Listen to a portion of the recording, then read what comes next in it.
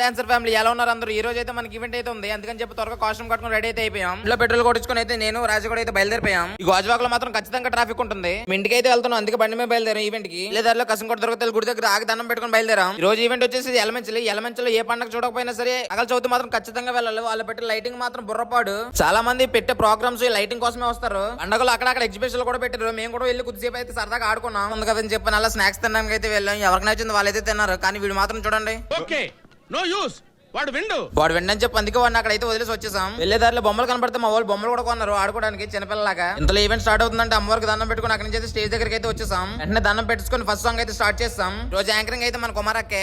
మేము ఎంత గట్టిగా అయితే చేసామో కింద కుర్రాలు కూడా అంత గట్టిగానే చేశారు. సరే ఎలిమెంట్స్ లో కుర్రాలు అందరూ కూడా కామెంట్ చేయండి. ఇంట్లో మన తాత కూడా వచ్చి 2 స్టెప్లు అయితే వేసాడు. ఏంటో వెళ్ళిన ప్రతి స్టేజ్ కి ఒక పిల్ల అయితే నచ్చేస్తుంది. ఈ స్టేజ్ కి ఈ పిల్ల రోజు రోజుకి మన ఫాలోయింగ్ కూడా పెరిగిపోతుంది. ప్రతి ఒక్కరు కూడా మన వీడియోస్ చూస్తున్నారట. పాపేసిన డాన్స్ కి అయితే చిన్న పిల్లల నుంచి పెద్దవాళ్ళ దాకా అందరూ ఎంజాయ్ చేశారు. లాస్ట్ లో అయితే యోగి సాంగ్ నేను కూడా చేశాను. అంత బాగా అయింది ఈవెంట్. మీకు కూడా తక్కువ బడ్జెట్ లో ఇలాంటి ఈవెంట్స్ కావాలనుకుంటే మా టీం అయితే కాంటాక్ట్ అవ్వండి. కంప్లీట్ చేసుకుని అందరికి బై బై చెప్పేసి అక్కడి నుంచి అయితే బయలుదేరిపోయాం. By by.